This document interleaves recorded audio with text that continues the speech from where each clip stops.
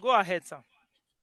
Okay, okay. Sorry, I was waiting to get the final go ahead. So let me just start by sharing my screen and then move on from there.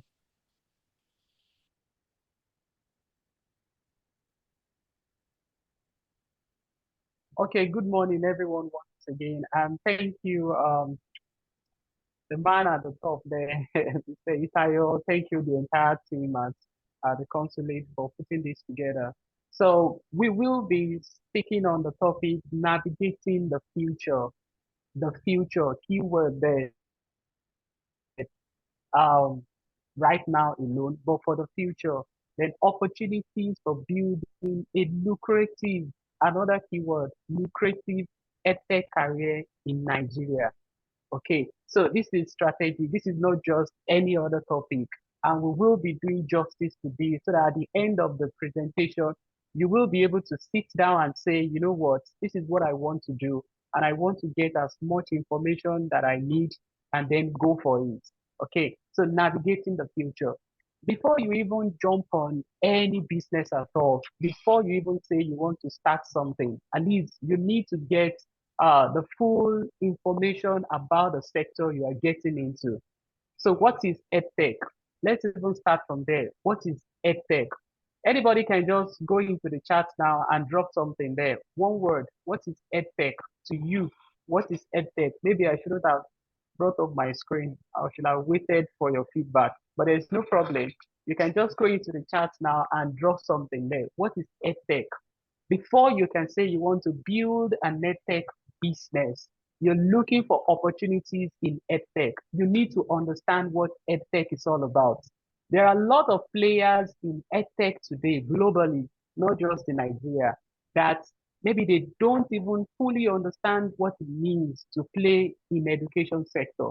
So what is EdTech? EdTech is not just about the tools, because that's one of the misconceptions out there. They believe that when we say educational technology, we often overlook the first word there, educational, and then we only focus on the second aspect, which is technology. So it is not just about technology. It's not just about throwing technology at everything. EdTech is a combination of the tools, the technology, and at the same time, the educational practices. So you need to understand all those theories of education. You want to understand the educational practices with the ultimate goal of facilitating and enhancing learning. So whatever business you want to do that it revolves around edtech in education sector, what is the goal? The goal is to facilitate and enhance learning. Yes, you want to make money out of it, but you need to understand that it goes beyond just the tool. It is the combination of the tools and the educational practices. If you don't have a Sorry, for you, look for you. what educational practices You have to get is it. all about, if you don't You need understand to have the it. various theories and practices, You then for you don't sure. fully have the total understanding of what you're doing, right? You may not have the total understanding of what you're doing. So there is what we call technology in education and technology of education. Technology in education is talking about the hardware. You know, you want to get into the business of maybe selling different tablets, computer PCs, robotic gadgets, Arduino, virtual reality gears, and all that. Yes, you're talking about the visual aids, right? But there is technology of education that has to do with the techniques and the methodologies of teaching and learning. When you now understand what EdTech is all about, then you can say, oh, I know what I'm getting myself into. And I know how to look for the opportunities that are available within this sector. And then you plan around your own business and say, this is what I want to do. So we are starting from here, understanding what EdTech is all about, right? Now you know what EdTech is all about. You also need a bit of information about the sector you're getting into. Today, there are a lot of disruptors in the education sector that you need to be aware of when you're trying to look for opportunities or when you're trying to stamp your feet in that sector and say you want to start one business or the other. These are some of the disruptors. The list is not exhaustive, you know. So pandemic is there. As a result of COVID-19, many edtech companies sprang up. They came up and they started doing a lot of things around virtual learning platform and all those things. So technology is one of the disruptors. So whatever idea you're coming up with now, whatever opportunity you're looking for, if you want to benefit from what happened a few years ago that has changed the landscape in education as of today. So this is one of the disruptors out there that can give you a sense of idea as to what you can actually do in edtech, in the education sector. Social forces is another. Today, you now have young people saying they have depression, there is social, emotional, intelligence issues, and all that. So you might want to look at that too and say, because of what is going on in the world today around social forces, around all these, maybe I should do something in line with social emotional learning of our students, or maybe I should come up with an idea to help people that are struggling with one form of disabilities or the other. You want to focus more on the DEIA. You want to do something around diversity, equity, inclusion, and accessibility. You know, these are disruptors. The changing labor market is another disruptor. Gone are those days when it's just all about your certificate. Today, it's about your skills, it's about your talent. So you might want to say, oh, we should do something around improving the skills of our students, improving the skills of the teachers, improving the skills of the education stakeholders generally. So labor market too is changing. So also the way we teach, the way we learn, the way we go about uh, teaching and learning should change too. So these disruptors can be like a springboard that will now say, oh, these are the things that are going on in the sector, and this is where I can come in. Obviously, technology is the last disruptor on my list there. So technology is a leveler. It is changing everything now.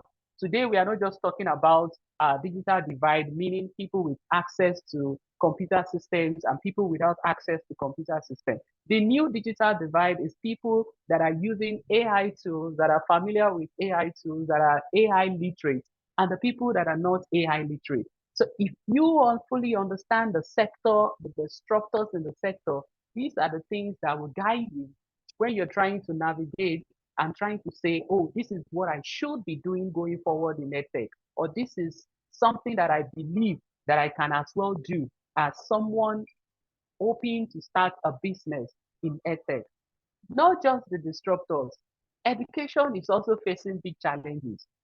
Challenges could be something that can then help in saying, because of these challenges, I think I can start this particular business. There is what we call learning loss today.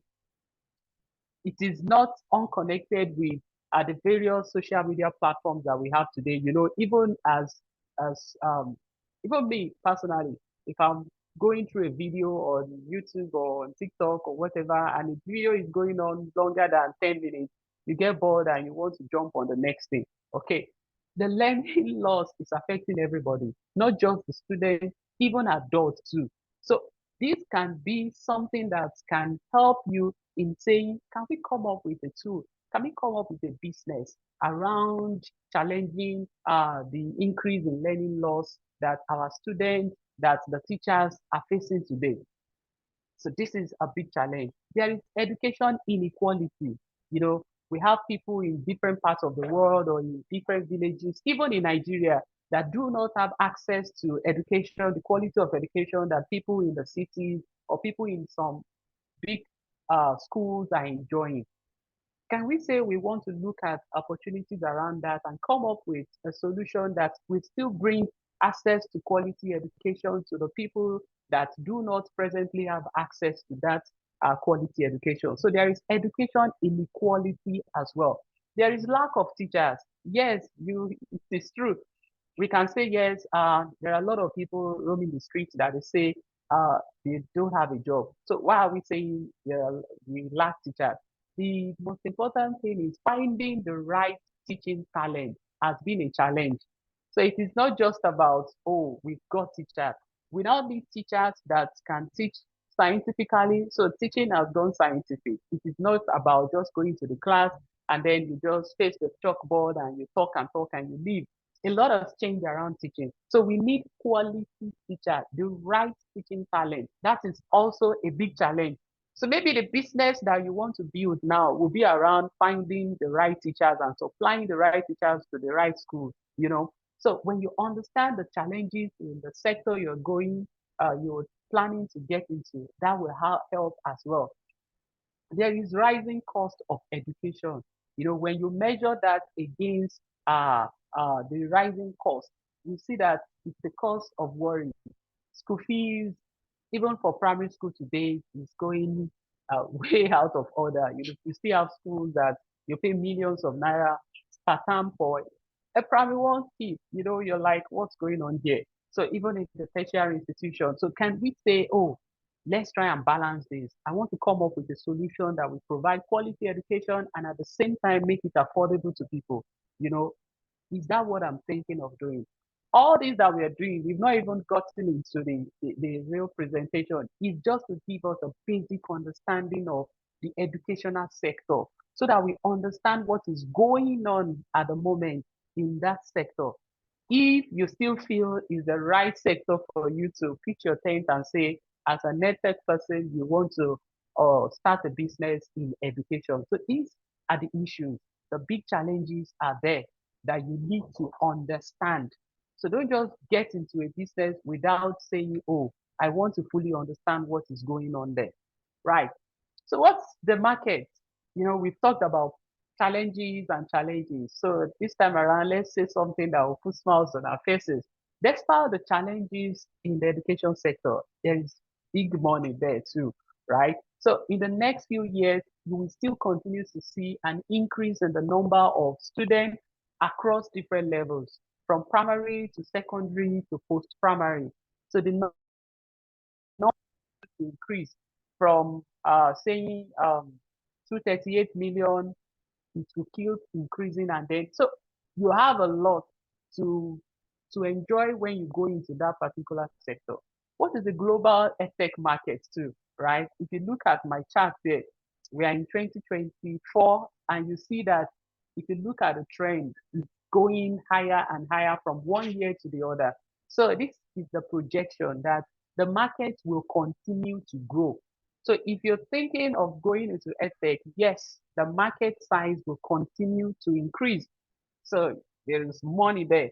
And let's come back to Africa because the chart is talking about the global edtech market. So what about Africa? So edtech startups in Africa alone raised about $24.6 million, right, in 2022 total funding. So that is to tell you that you've got investors looking for people doing something around edtech. I know in Nigeria today, we see different fintech companies. So everybody's like, oh, fintech is the new oil, sort of, when you talk about startup. But I tell you, edtech is there too, silently. And you've got a lot of investors saying they're looking for that next big break.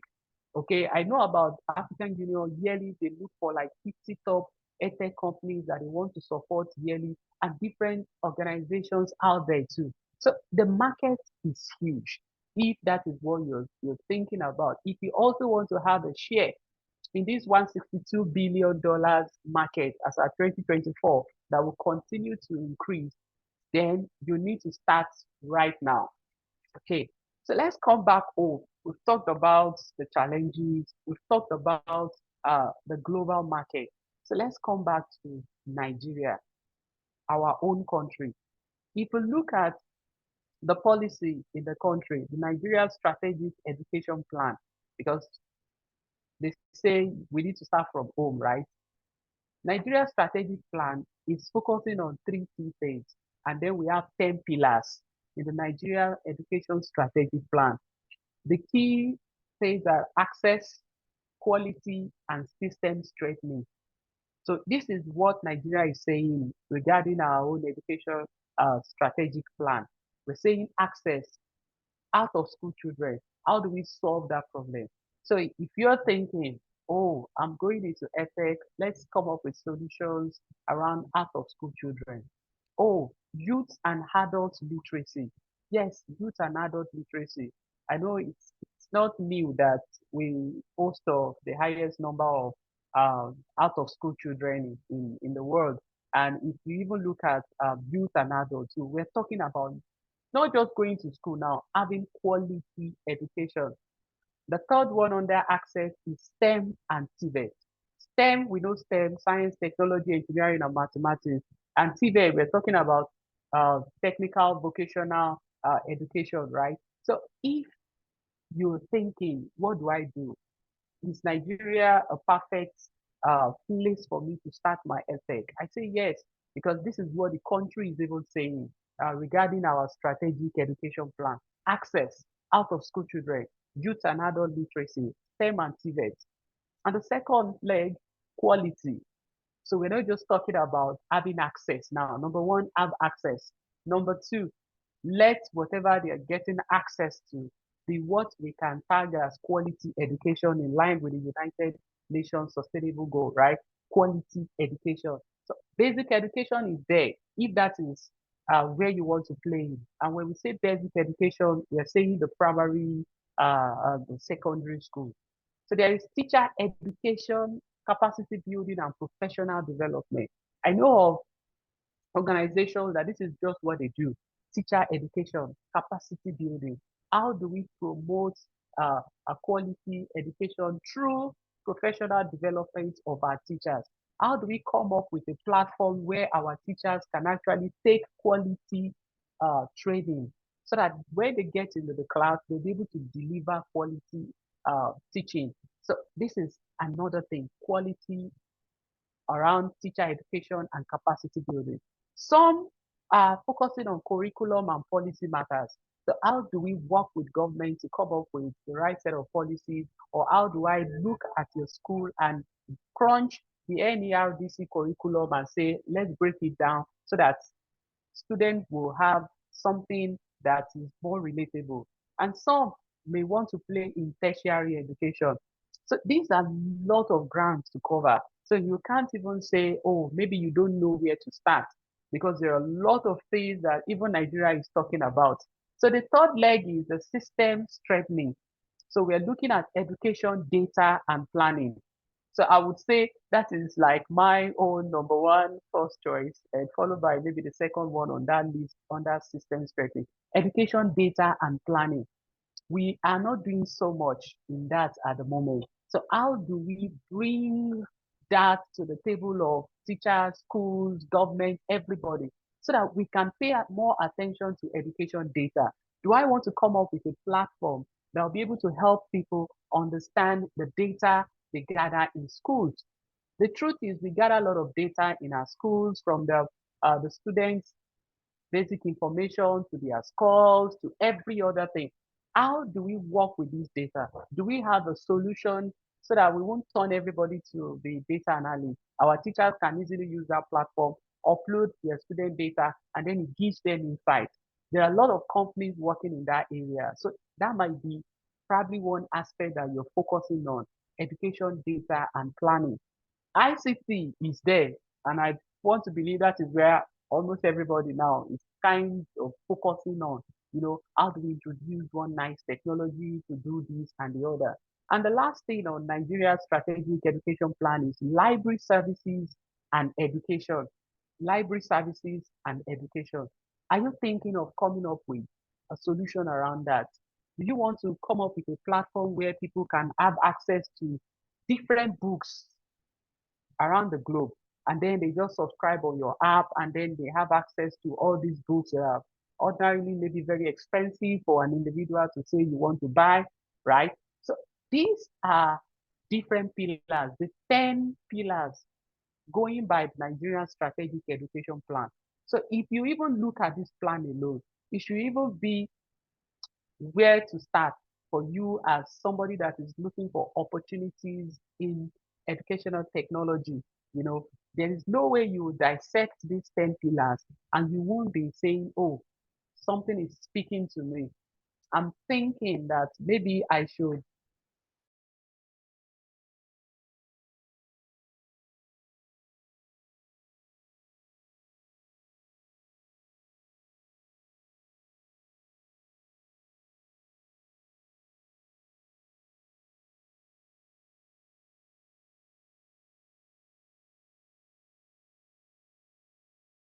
We understand what is going on in Nigeria. We understand that, yes, we have our own 10 key pillars, and we have a lot of information as to where Nigeria is thinking of going. So Nigeria now knows where, we now know where Nigeria is going when it comes to educational technology. So let's move on from there. You now know what EdTech is all about. You know the global market size. You know the market even in Africa. You know what Nigeria is saying when it comes to education strategic plan. Now, what is really happening in the classroom also.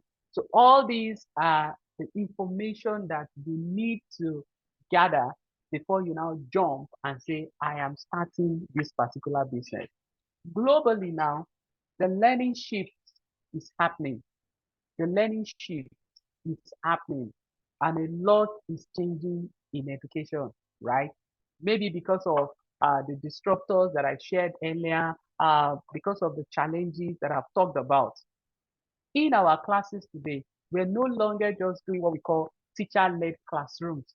We are now talking about project-based learning, right? So if you're thinking of coming up with a platform to train our teachers, you're not just going to focus solely on the teacher-led classroom, or just the old sage on the stage system. You want to look at project-based learning. How do we support project-based learning? What solution can I come up with to support project-based learning? You know, so traditional classroom is now changing. We are now talking about what we call flipped classroom, meaning learning will not just start and end in the four walls of the classroom. We now have schools that run both physical and virtual classes. They've got students from different parts of the world joining the class virtually, and they still interact with the students that are sitting physically in the school. So there is flipped classroom now, right? So there is flipped classroom. So when we talk about flipped classroom, you now need a platform to do that. So if that's something that you want to do, you want to come up with platforms that can help schools to give, maybe that's something that you want to really do. Independent learning is now what we call collaborative learning. So it is changing from independent learning, you're just learning on your own. We can now have what we call collaborative learning, meaning there could be a platform where like minds can come together and will be learning. You know, when you want to move very fast, they say you go alone.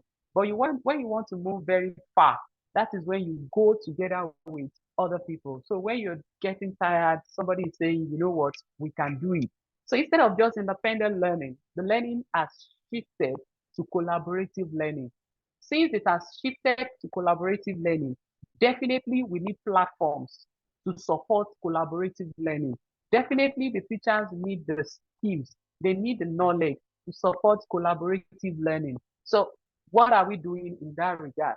So what do we think the school needs? What do we think the student needs? What do we think the stakeholder, all the stakeholders in education generally, what do we need?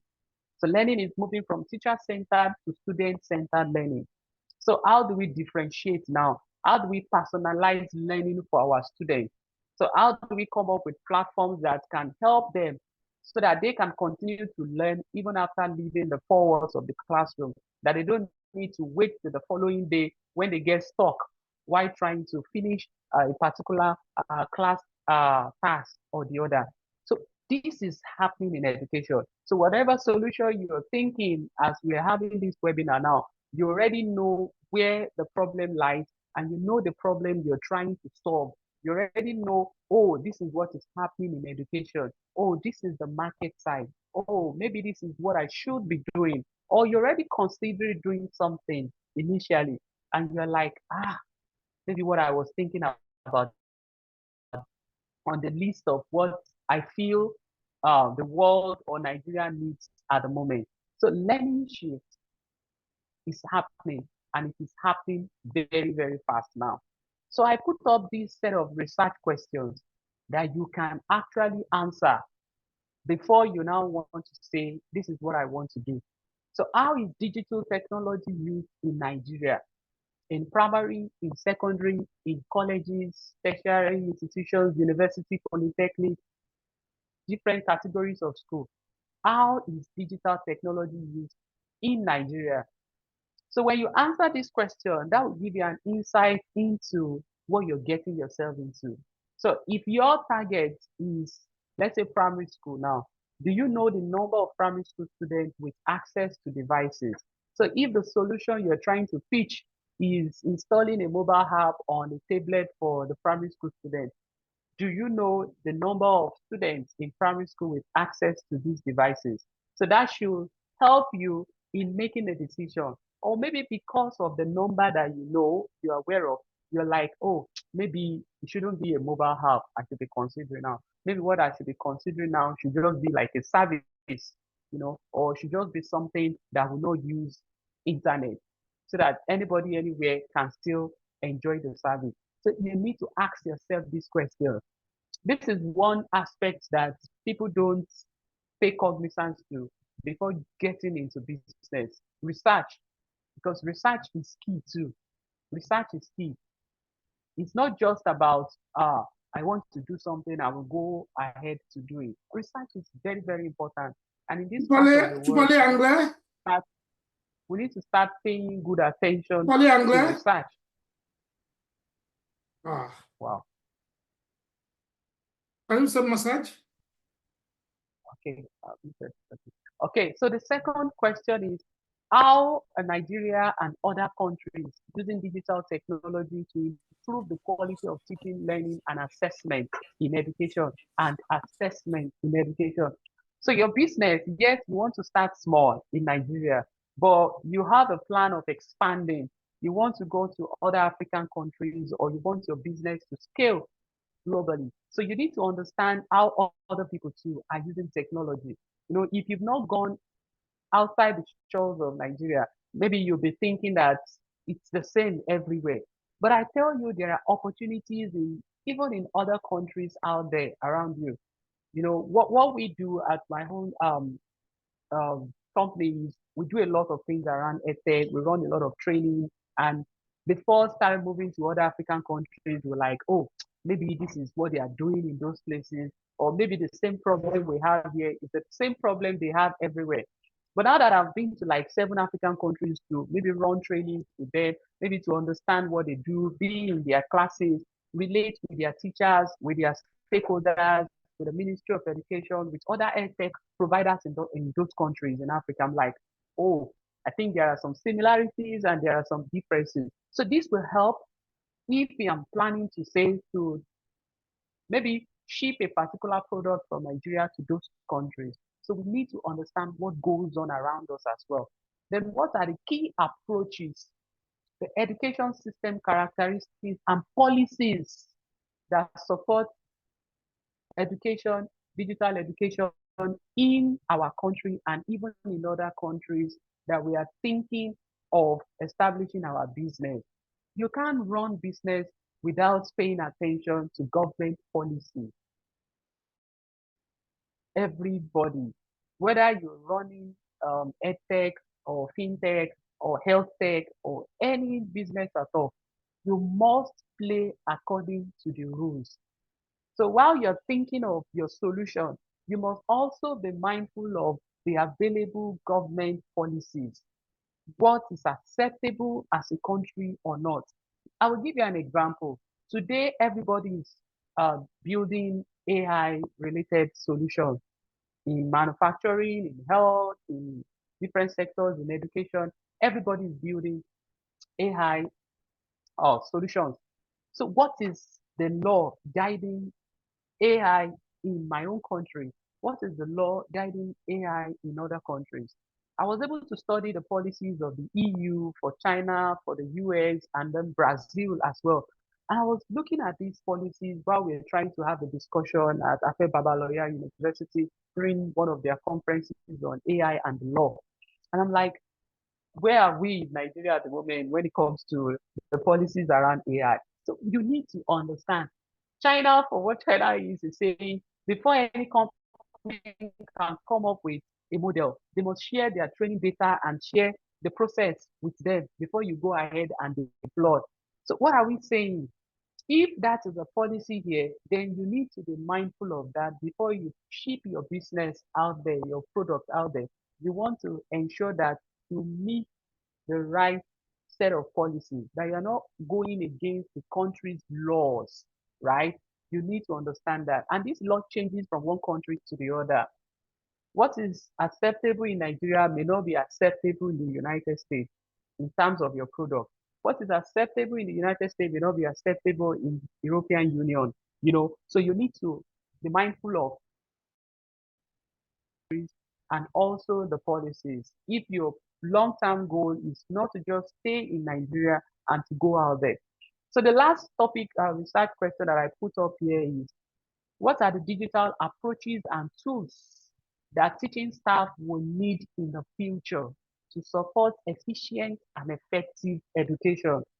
So maybe you just want to focus on the teachers now. So what are the tools that the teachers and the student need to support efficient and effective learning? So you're like, oh, they need devices. Oh, they need tablets. Oh, I think right now they should be using virtual reality gear or augmented reality tools. Maybe this is what I want to be doing. So you need to be talking and be looking at the future, because whatever you're building now, you're not just building something that will only be useful for this year. And from next year, people are saying, we've left that, we've gone far. That is not even useful again. And you can get that in tech. So that is the reason why you need to do your research, do your homework before you say, this is what I want to do. You can't be building a solution today and say you want to, everything you're doing is sitting on infrared technology. I tell you, people will just be looking at you and saying infrared there. So where do you want to do that now? I just use that as an example. So you need to do a lot of research. It's not going to be easy. It's not just going to be, oh, I wake up one day and this is what I want to do and I go for it, right? So aside these research questions now, so we're getting into the uh, to the crop of the matter now. Now, what kind of business do I want to do in EdTech? It could be hardware, it could be software, it could also just be what in terms of services. Okay, so it includes a device before you can say you want to play in EdTech. It is not compulsory that you must write codes and you must build applications before you can say this is all that you can do in EdTech. You can either play in the hardware, which is capital intensive, and even look at the market share, just 9%, right, is in hardware. So do you want to build your own computer brand specifically for student use and teachers use? Do you want to develop a virtual reality gear, a mixed reality gear? Do you want to build a robotic gadget like Arduino, like microbeads, like Lego and MBOT and all those things? So that is hardware. So you can be an hardware person and say your company, your startup is just going to be what about hardware. Okay, maybe you're thinking about using our own local products to come up with the hardware for us here in Nigeria. Okay, that's cool. That's 9%.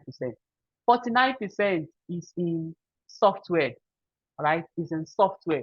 So maybe what you're now doing is, I want to develop a school management software. I want to develop a mobile application to teach students STEM, or I want to develop an application for courses for teachers, for students. I want to develop a learning management system. I want to develop a customer relationship management system. Oh, I want to develop an SAS or a PAS for different categories of people to use. So it could be in terms of software. When we say software, we're talking about programs, we're talking about applications. So, and you know what that means? You need developers, you need people that will help you write the codes and build that particular application. So that could be something that you are looking at. And that's 5%, right, of the market. And then you don't want to go into hardware. You don't want to go into software. You're not interested in coming up with software apps for your service. for your business rather. Maybe it's just services. Services in form of, oh, you want to train people.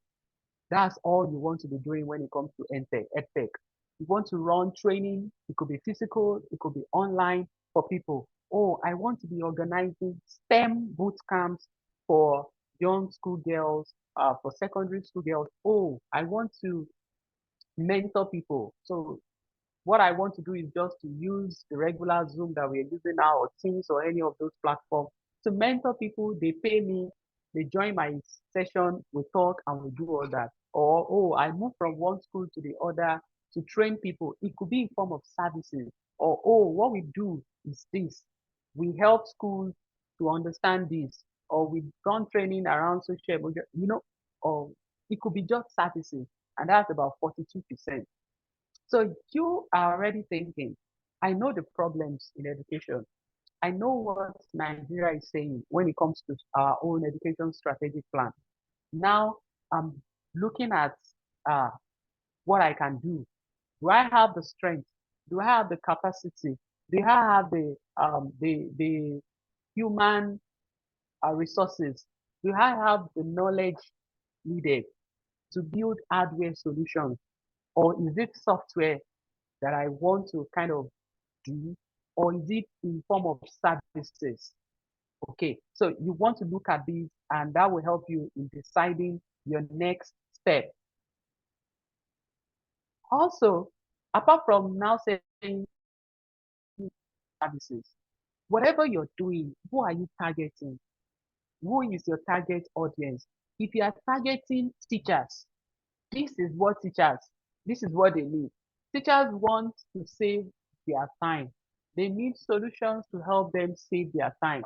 They do things around learning objectives, around lesson planning, creation of content, rubric, marking, sending mails to parents, sending mails to our colleagues, or model answers, give feedback, modify learning leads and all that. Teachers, they're doing so much. So if you're able to come up with a solution to save their time, wow, they will just say, oh, thank you. And that is the reason why many teachers are now moving towards AI. They know that they can now use different AI solutions to help them do virtually all the things that I put on my screen here now, to help them modify their learning objectives, to help them with their lesson planning. They've done something before, but they now need a tool to still help them quickly modify it and then save themselves some time. So if your target is the teachers, I'm telling you, teachers need this. So if you are able to come up with a solution to help them do all this, then you're already helping them. Okay. Apart from that, there is what we call educational transformation framework. Now I'm sharing different ideas around different things that you can begin to think about that will open your eyes to the opportunities that are available. That's why I said you need to understand the practices, the educational practices too, and not just about tools when we say EdTech. One of the educational practices that is globally pushed is this educational transformation framework in line with the UNESCO ICT competency framework. Microsoft came up with this educational transformation framework, and it is summarizing what should be happening in education end to end. End to end meaning from the leadership and policy. If you're thinking of, oh, the school leadership is battling with how do we resolve issues around inclusion and accessibility? Do I need to come up with a solution to help people, build inclusion and accessibility? We have students that are struggling with autism. We have students that are struggling with different learning disabilities. Do I come up with a solution to help them? If you are able to do that, then you will get the attention of the leaders and the policymakers to say, we've seen one solution and this is something that we can buy into. If it is about intelligent environment, do you want to come up with smart integrated security for schools? Do you want to come up with sustainable and responsible design for school in terms of the computer system they use there? how they access the devices that they use, how you manage the school facilities too. So it's not just about the student, the teacher, the student, the teacher, even the school infrastructure too. That can also be your scope. How do we create intelligent environment for our students so that when they stay in the school, they know that, oh, this device is there to help them do this. Oh, there is a device monitoring the student's temperature that will then give a notification to the teacher or to the school nurse when one boy or one girl's temperature is slightly higher than the average temperature of everybody in the class. That is something too. So it is not just about teaching and learning. Your idea could be about anything, right? It could be around, it could also be about modern teaching and learning. I think that is the aspect that we've been talking about uh, since morning. Educator, how to promote professional development around them, how to build solutions for personalized learning, immersive experience. So if you want to create the solutions to bring about immersive experience, that is when we talk about virtual reality, mixed reality, augmented reality. You want the student to be immersed in learning. We now have gears today that are being produced by people, and people are now coming up with applications for virtual reality gears, not just for mobile phone now, but for virtual reality gears. That students will wear the virtual reality gear and they'll be able to travel right inside the human blood system and then try and understand what circulatory system is all about. Or they can be here and travel to space and they will have that experience as if they are in space using the virtual reality or the mixed reality gear. So this is something too around modern teaching and learning. Curriculum and assessment. We want to create solutions. We talk about the likes of Kahoot, quizzes that people are using today. You might want to create your own too that will help educators or school owners come up with very solid curriculum and assessment too for our students. Or it could be around technology blueprint. So there is no way you will immerse yourself into understanding the educational practices that you won't be able to really see the opportunities that are available in edtech. When you understand the educational practices, you understand the various theories of education. I made a post on LinkedIn, I think about 2 or 3 months ago now, where I was talking about the Pavlov,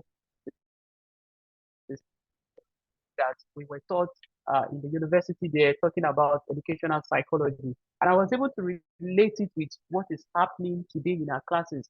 And I got a lot of feedback, and people are like, "There, no, we just thought we're just being taught something. We just crammed in, including myself too. Sunday, schema, Pavlov. There, Pavlov is the dog. One is the a mouse, one is the cat. We just crammed it there. But all those theories, they have their place in EdTech. It will really help us. They were talking about reinforcement, they were talking about motivation with those theories. So that can give me an idea to say, how do I build a platform that will motivate my students to learn, that will give a kind of reinforcement? Maybe I want to build a platform. As my teachers are taking their courses during their free time, they are earning badges and they are earning certificates. That's a form of reinforcement. They are doing something, they are learning, but at the same time, they are getting like badges or certificates to show that, oh, you're actually progressing.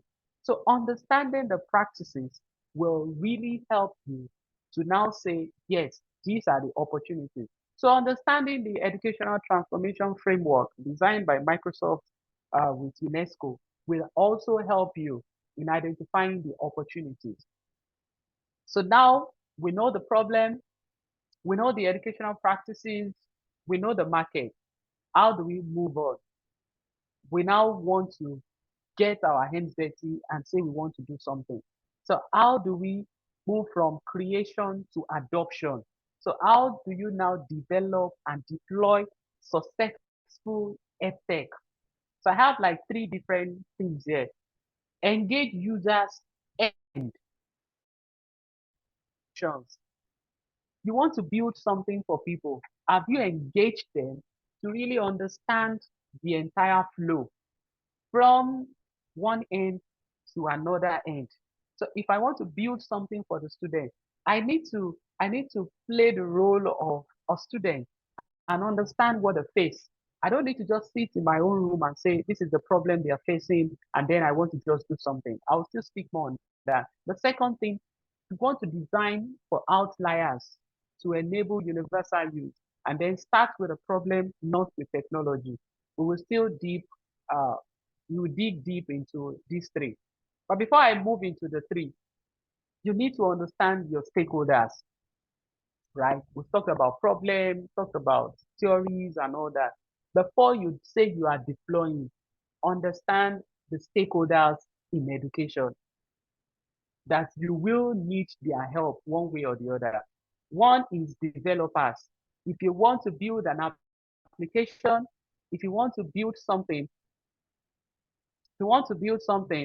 you will need to uh, you will need to understand that yes, you have developers that will help you, administrators, funders, users, and the educators themselves. So as I begin to round off now, because I could see notification here. So the first one that I said is engage users end to end, meaning typically you want to develop a solution. You must be able to do your research and then you want to engage the users from one end to the other.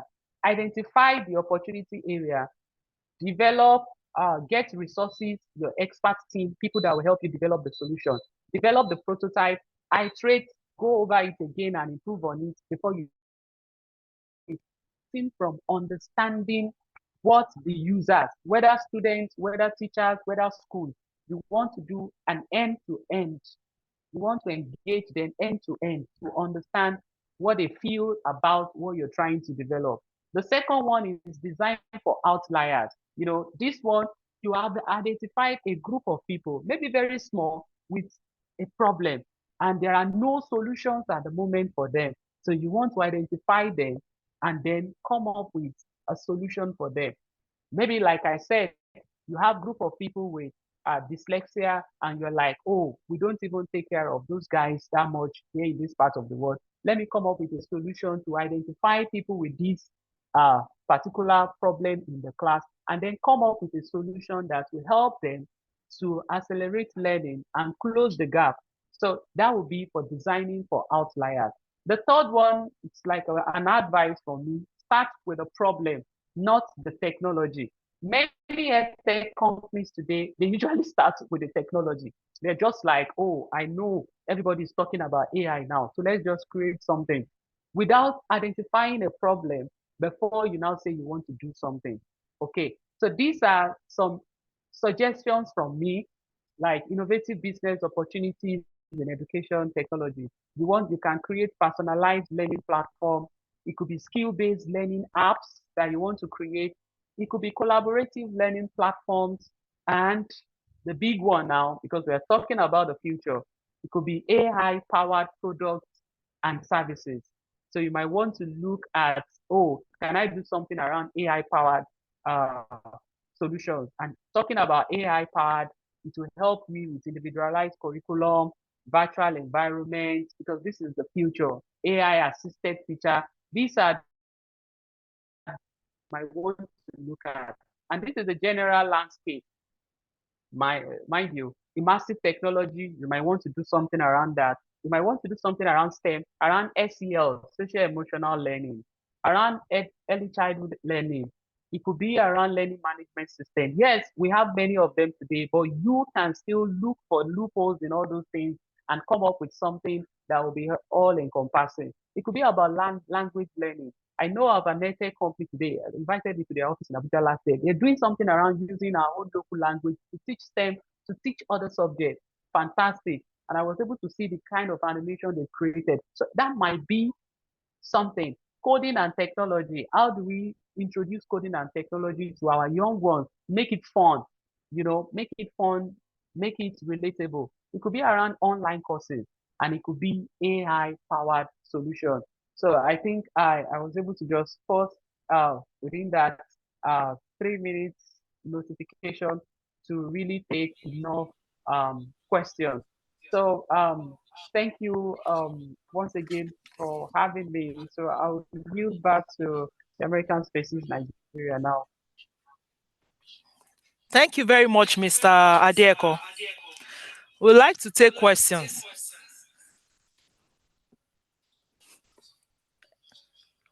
If you have questions, you can raise your virtual hand.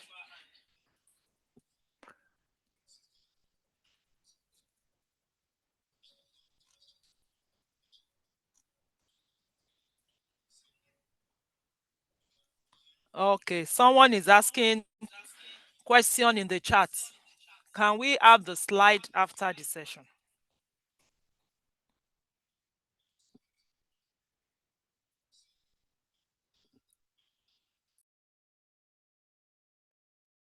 I think yes, I can share that with you, and if you want to share that with them, that's fine. Thank you, sir. We appreciate that. Does anyone have question? I cannot see. Okay. Okay, I there are can 3 see hands. some hands. Yeah. Yeah. So, Jigawa, you can unmute and ask your question.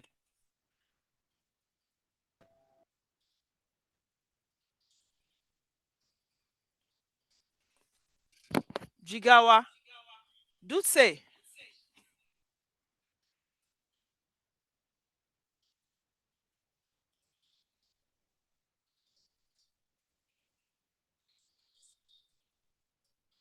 Okay, let's go to Kefat Saladin. You can unmute and ask your question. Okay, good morning, all. Good morning. Well, thanks for hosting such a very wonderful Thank you. initiative. Please go direct to your question. We have Okay. limited time.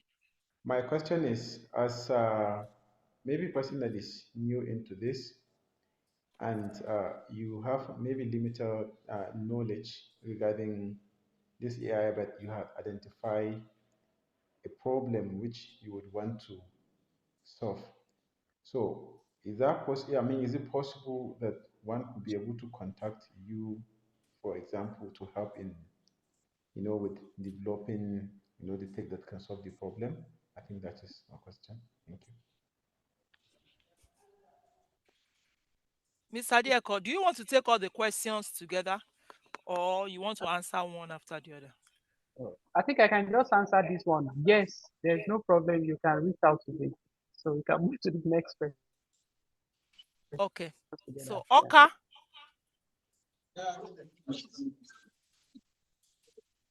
please go direct to your question. Can we ask if we could, if there was like a continuation of the stuff from what you taught today, it seemed like if you have an idea, I would like to know if there's any way you could reach out to him and talk more concerning some of the things you brought up today. I think Mr. Lekon's email is on the screen. Everybody can see it. Yeah, makes sense. Thank you. Mr. Adeeko, they can contact you through your email. Is that okay?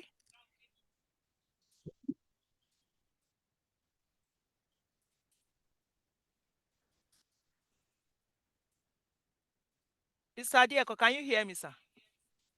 I'll send it.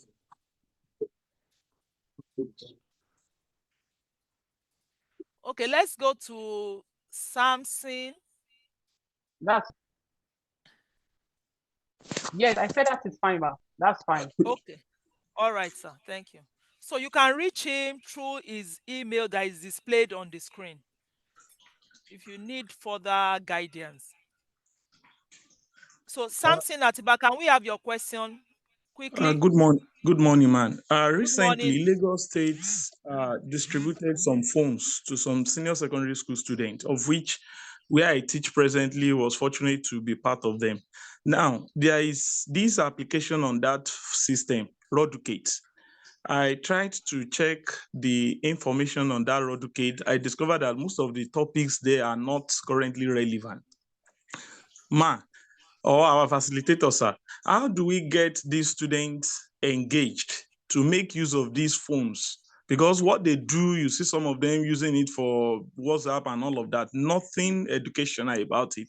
Though some of us that are somehow inclined technologically, sometimes I do create questions on forms to send to them, but I discovered that they tend to use their phone for personal use than academic purpose. Please, how do we engage them to use it? And even other teachers, except teacher, others do not really know why they are given their phones. Please, how do we engage the students? Thank you. Mr. Adeeko, you can go ahead, sir. All right, so let me first of all add to the first person that you said can reach me on my email. Collaboration is key. You know, you can't stay in isolation. So you can be on X, you can be on Facebook, you identify people playing in that particular sector that you follow and you see what they post daily on LinkedIn, on X, on Facebook. That's one way of building your own space too. So it's not just about you. It's not even going to be about me. But you can look at people on different spaces and see what they do and follow them. So the last question now, how do you? That is already an opportunity for you, right? To say, can you do something around professional development of the teacher? Because from what I'm hearing, the students are using the tools to do something that is outside the scope of what they should be doing. So in that case, the teachers need to be trained, to be empowered well enough to know how to effectively manage the resources that the students have access to. So your own problem is now kind of different. I know of some students in different states. The problem is they don't have access to devices. But in your own case now, they've got access to devices, but they are not just using the devices, right?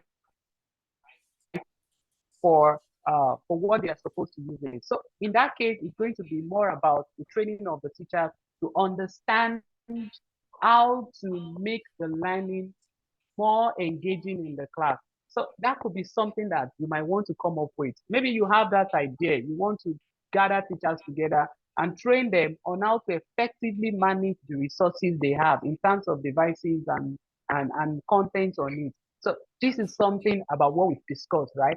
You're already seeing a problem. So the next thing is just to come up with a way of addressing it. And I see professional development of your teachers as one of the ways of addressing the problem that you raised. Okay, thank you very much. We have two questions in the chat box. One says, what counsel do you have for a newbie who is just moving into the tech space?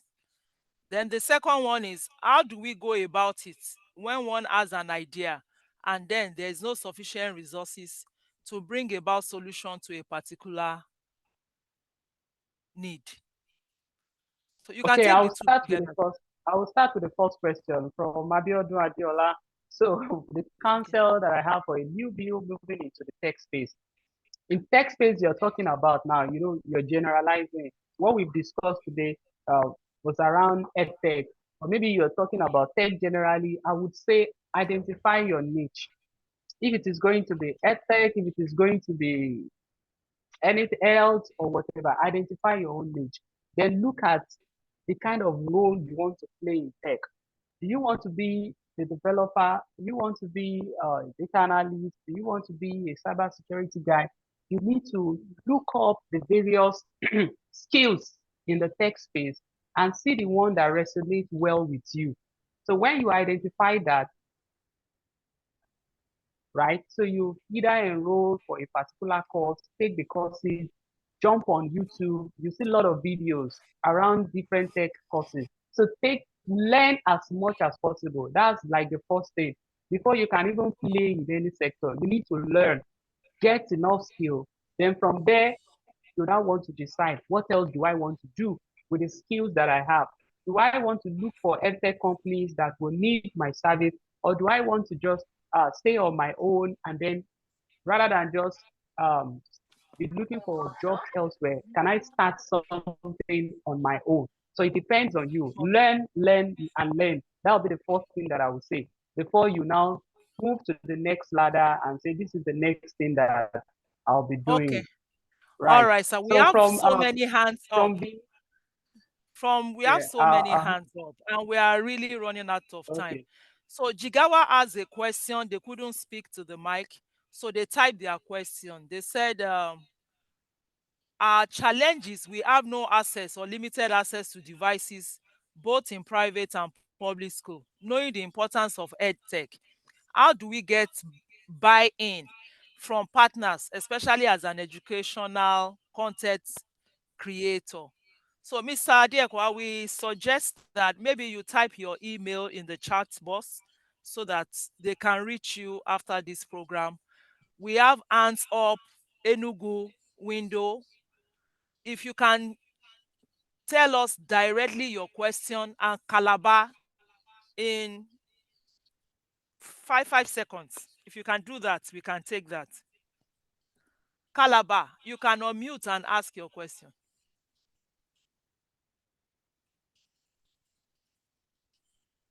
Enugu. Okay, Enugu. Yes, Enugu, go ahead, please. Hello. Okay. All right, Enugu. My question is very simple. During the presentation, you made mention of STEM boot camps, developing STEM boot camps, especially for females. Like, we just want you to help us throw a little light on it. What strategies can someone adopt to create STEM boot camps, as well as it refers to tech, especially in cybersecurity? Thank you very much, sir. Calabar, are you ready? Yeah, we are ready, ma'am. Please go ahead with the question. Okay, I'm Alexander. I'm Alexander, American Space Calabar. How can someone leverage technology and innovation to address the unique educational needs and challenges in Nigeria? Okay, thank you. So, Mr. Adeeko, you can take all the questions as we Okay, round so off. quickly, the first question, yes, I use that as an example that you can just say you want to create a boot camp. You know, you reach out to different schools and say, you know what, we're organizing a week boot camp of STEM. We want to train the students how to construct knowledge used to your place. They pay for it. I'm just using that, establishing or running different boot camps for different categories of people. It's not compulsory. It has to be girls or it has to be a group of people, something that you will be doing. So you must have empowered yourself in a way to say you are bringing something different to the table before you now approach them and say, this is what I want to do. For the second question, that's like maybe a big research topic. You know, there is no one answer that I will just give to you and say follow big problem, because you generalize in your question. You said you stress, by the time you address one problem, then you take it up from there. So it's not just going to be like a magic wand and then you wave it and everything be will be will be straightened. So just identify one problem at a time and then look at how to solve it. Jigawa is asking question about partners.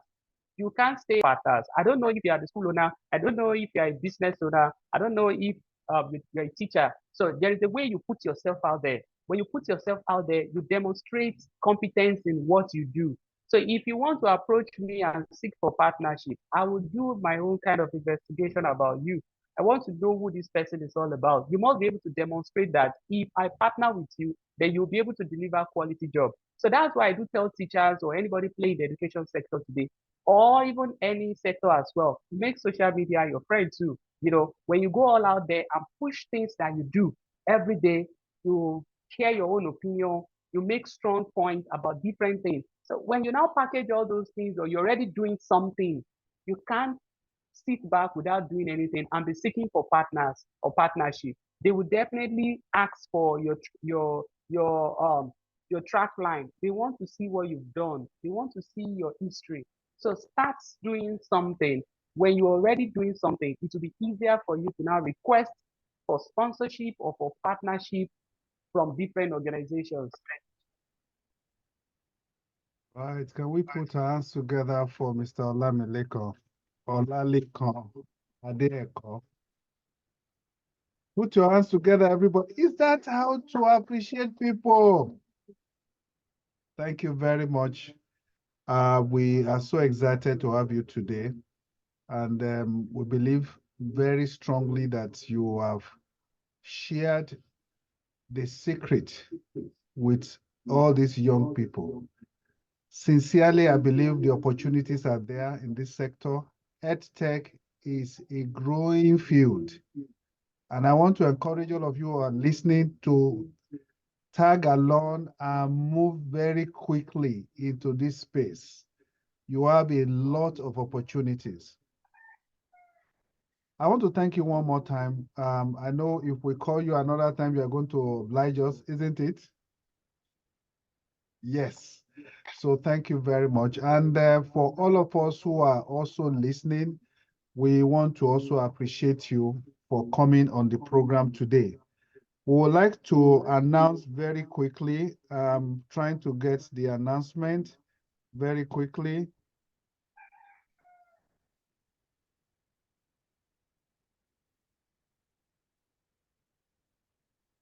Okay, so the announcement is tomorrow, starting tomorrow for the next 5 weeks, we're having our youth development series. And the youth development series is going to be on managing your finance, personal finance. So we encourage you to please register, and the registration is absolutely free to everyone who is a Nigerian. So you are free to come into any space that we have advertised to register. And once you register, you take the course, and then you are going to be given an opportunity to hand a certificate of attendance. Many of us don't know how to manage money. We don't know how to make, we don't know how to manage. So we hope you join us tomorrow, 2 o'clock, for the next 5 weeks. And then on Thursday, February is Black History Month in the US. I would like to showcase some of the beautiful things that were learned within the period. One of them we want to show you in video form. So please join us 1:30 on February 1st for this celebration at American Spaces. We hope you will join us soon. Thank you very much, everyone. So we want to say bye-bye to you. Please say bye-bye to your people too. Everyone around you, say bye and thank you for joining us. Thank you and have a wonderful day. Bye.